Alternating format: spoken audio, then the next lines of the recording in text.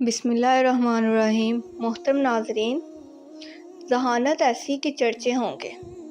जो शख्स इसम अल-रज़्ज़ाक़ को नहार में 20 मरतबा पढ़ने का मामूल बनाएगा, अल्लाह ताला उसे ऐसा ज़हन अता फरमाता है जो बारीकियों और मुश्किलात को समझ लेता है। थोड़े से नीम के पत्ते और नाक की हड्डी का बढ़ना ख़त्म। थोड़े से नीम के पत्ते लेकर उन्हें पानी में जोश देकर इसमें थोड़ा सा नमक मिला लें।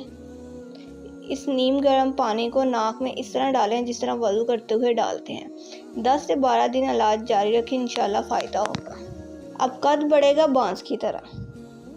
घर में कुछ भी बनाएं, बांस की जड़ का सफूफ 1 या 2 चुटकी डाल दें, इंशाल्लाह कद बांस की तरह तेज़ी से बढ़ेगा। आज़मूदा है, बच्चों और बड़ों दोनों के लिए मुफीद है। मज़ीद इसी तरह की मालूमाती वीडियो हासिल करने के लिए मेरे चैनल को सब्सक्राइब करें और अगर वीडियो अच्छी लगे तो प्लीज़ लाइक कर दीजिएगा। जज़ाकल्लाह।